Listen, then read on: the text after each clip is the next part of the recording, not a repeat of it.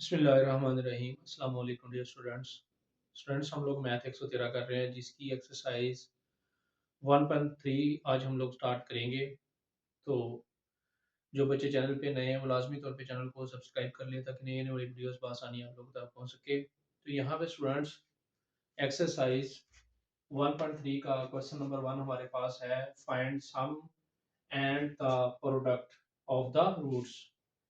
Find sum and the product, यहाँ पे हम लोग ने रूट्स का सम और प्रोडक्ट फाइंड करना है। तो यहाँ पे हमारे पास दो सम और प्रोडक्ट फाइंड करने के लिए दो छोटे छोटे फार्मूले हैं। सम ऑफ रूट्स का फार्मूला हमारे पास है -b/a और प्रोडक्ट ऑफ रूट्स का फार्मूला है c/a। हमें क्वेश्चंस दी होंगी, उनमें से हमने a b c की वैल्यू निकाल के तो सम और प्रोडक्ट फाइंड करना है। तो हमारे पास क्वेश्चन नंबर 1 का पार्ट नंबर 1 हमारे पास है 2x² plus 5x minus 1 is equal to 0।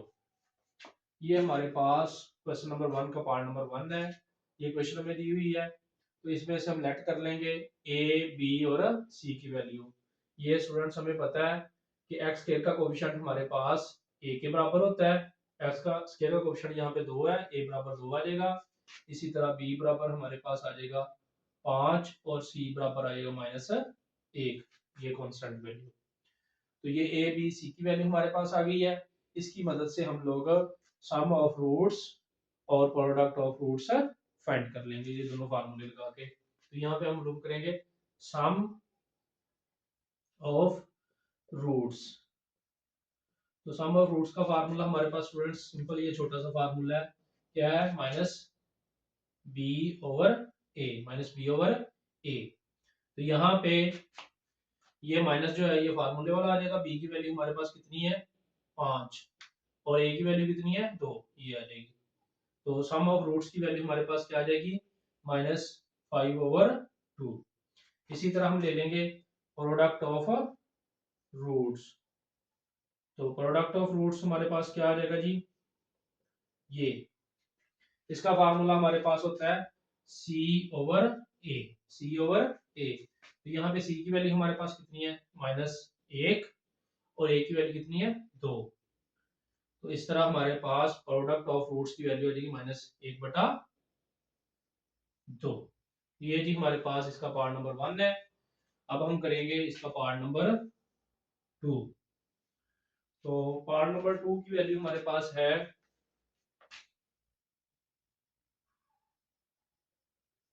ये पार्ट नंबर 2 हमारे पास है x² minus 9 is equal to 0। ये तो स्टूडेंट्स यहाँ पे आप लोग देख सकते हैं ये वाली वैल्यू है x², उसके बाद ये कांस्टेंट वैल्यू दी हुई है, हमें x वाली वैल्यू नहीं दी हुई इस इक्वेशन के अंदर। तो ये आप लोगों ने सबसे पहले इस बात को ज़हन-नशीन रखना है कि x² का जो कोएफिशिएंट होता है वो a के बराबर होता है, जो x का कोएफिशिएंट होता है वो b के बराबर होता है, और जो कांस्टेंट वैल्यू है वो c के बराबर होती है। तो यहाँ पे हमें x की वैल्यू नहीं दी हुई, इस वजह से b की वैल्यू हमारे पास 0 आएगी। यहाँ हम इसको स्टैंडर्ड फॉर्म में ले आते हैं, ये x² plus 0x minus 9 is equal to 0। हमारे पास x नहीं है तो हम इसको इस तरह भी कर सकते हैं, 0x लगा के इसको ऐड साथ कर सकते हैं, इस तरह गलती के चांसेस कम हो जाएंगे। तो यहाँ पे हमारे पास इस तरह a के बराबर 1 आ जाएगा और b के बराबर 0 आ जाएगा, c के बराबर -9 आ जाएगा। तो ये लाजमी तौर पे आप लोगों ने ध्यान रखना है कि क्वेश्चन जो है वो बिल्कुल आपको पूरी दी हुई है या उसमें से कोई वैल्यू मिसिंग है, अगर मिसिंग है तो आप लोगों ने उसको भी 0 ऐड कर लेना है। तो a बराबर हमारे पास आ जाएगा 1, b बराबर आ जाएगा 0 और c बराबर आ जाएगा -9। तो इस तरह हम इसका सम ले लेंगे, सम ऑफ रूट्स। तो सम ऑफ रूट्स हमारे पास आएगा -b/a। यहाँ पे हमारे पास आप देख सकते हैं b की वैल्यू क्या है, 0। तो यहाँ पे हम लगाएंगे -0/1। तो ये सारी वैल्यू 0 ही हो जाएगी। इसी तरह आगे ले लेंगे हम लोग product of roots. Product of roots ये स्टूडेंट्स हमारे पास है, इसका फार्मूला होता है c/a। C over A. तो सी की वैल्यू हमारे पास क्या है यहाँ पे -9 और ए की वैल्यू यहाँ पे क्या है 1। तो सी की जगह पे लगा देंगे -9 और ए की जगह पे नीचे लगा देंगे 1। तो इस तरह ये 1 नीचे लिखने की जरूरत नहीं है, हमारे पास प्रोडक्ट की वैल्यू क्या आ जाएगी -9। पार्ट 3 हमारे पास है 2x² + 4 = 7x। तो ये हमारे पास इसका पार्ट नंबर 3 है। यहाँ पे आप देख सकते हैं x² वाली वैल्यू पड़ी है, उसके बाद कांस्टेंट वैल्यू और x वाली वैल्यू बराबर की दूसरी साइड पे है। सबसे पहले आप लोगों ने क्वाड्रेटिक इक्वेशन की फॉर्म में इसको तरतीब वाइज लाजमी कर लेना है, नहीं तो अगर ऐसे आप लोग इनकी वैल्यूज ले लेंगे तो आप लोग मिस्टेक कर सकते हैं। तो सबसे पहले हम लोग क्या करेंगे, इसको अरेंज कर लेंगे यानी तरतीब वाइज। ये x², ये 7x वैल्यू है इधर, प्लस ये बराबर की इस साइड पे ले आएंगे इसको, ये इधर आके माइनस हो जाएगी, जमा 4।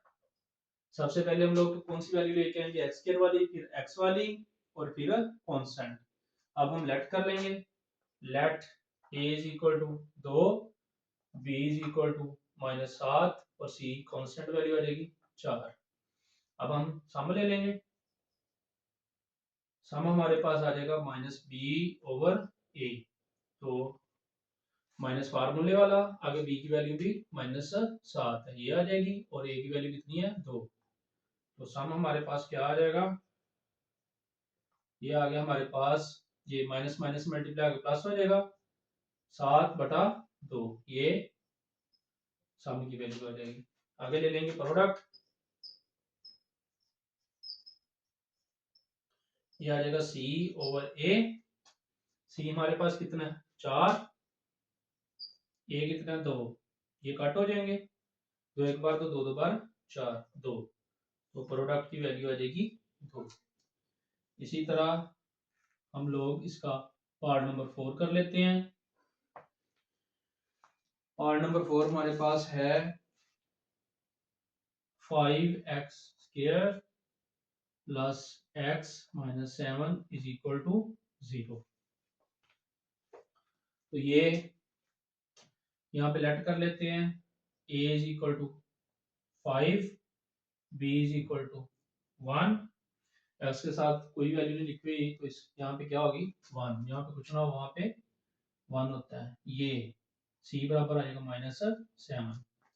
तो सम स्टूडेंट्स आ जाएगी ये -b/a। b की वैल्यू ये माइनस फार्मूले वाला, b की वैल्यू 1, a कितना 5, ये आ जाएगा सब की वैल्यू। आगे प्रोडक्ट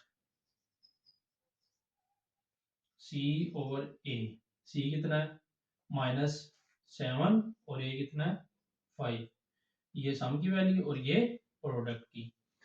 तो स्टूडेंट्स ये छोटे छोटे क्वेश्चन हैं, इनको लाजमी तौर पे आप लोगों ने अच्छे तरीके से करना है, क्योंकि इनमें से लाजमी तौर पे एक शॉर्ट क्वेश्चन लगता होता है। तो इनको बेहतरीन तरीके से करें। जो बच्चे चैनल पे नए हो लाजमी तौर पे चैनल को सब्सक्राइब करें, ताकि नई आने वाली वीडियोस बआसानी आप लोगों तक पहुंच सके। वीडियो वॉच करने बहुत शुक्रिया। अस्सलाम वालेकुम।